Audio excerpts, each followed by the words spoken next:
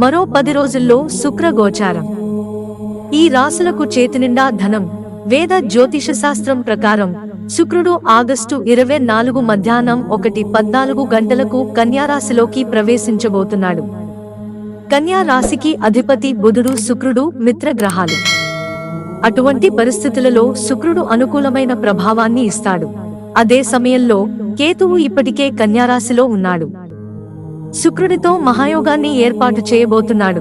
జ్యోతిష శాస్త్రంలో శుక్రుడు అదృష్టం, సౌలభ్యం, విలాసానికి చిహ్నంగా పరిగణించబడుతుంది. ఈ కాలంలో ఏ రాశుల వారికి శుభ ఫలితాలు కలుగుతాయో తెలుసుకోండి. వృశ్చిక రాశి.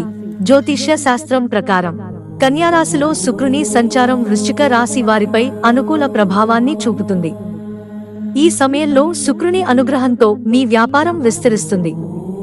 ఈ సమయంలో నిలిచిపోయిన డబ్బును తిరిగి పొందవచ్చు. అదే సమయంలో మీరు ఉద్యోగం కోసం చూస్తున్నట్లయితే ఈ సమయంలో అది నెరవేరుతుంది. త్వరలో కొన్ని శుభవార్తలు వస్తాయి. ఆర్థికంగా లాభపడే సూచనలున్నాయి. ఈ రాశికి చెందిన వారు అనేక కార్యాలలో విజయం సాధిస్తారు. మీన రాశి. ఈ రాశివారు ఈ సమయంలో శుక్రుని సంచారం నుండి విశేష ప్రయోజనాలను పొందుతారు.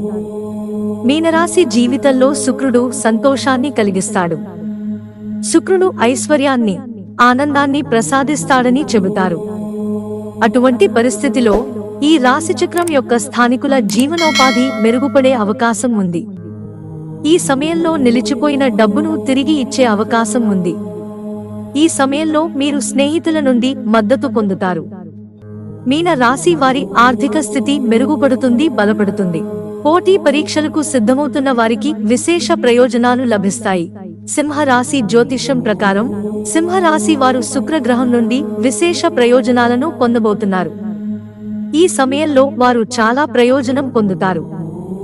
అలాగే శుక్రుని ప్రభావంతో సింహరాశి వారికి సౌకర్యాలు పెరుగుతాయి.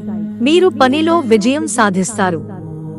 ఈ కాలంలో మీరు పెట్టుబడుల నుండి మంచి రాబడిని పొందవచ్చు. ప్రజల అసంపూర్తి పనులు పూర్తవుతాయి. కుటుంబంలో సంతోషం ఉంటుంది. అక్కడే ఈ కాలం వ్యాపార వర్గానికి కూడా అనుకూలమైనది. మీరు జీవితంలోని అనేక రంగాలలో అనుకూలమైన ఫలితాలను పొందుతారు. అలాగే ప్రభుత్వ లేదా పోటీ పరీక్షలకు సిద్ధమవుతున్న మీరు ఈ సమయంలో సానుకూల ఫలితాలను పొందవచ్చు. మిత్రులారా, ఛానల్ సబ్స్క్రైబ్ చేసుకోవడం మర్చిపోకండి. ధన్యవాదాలు.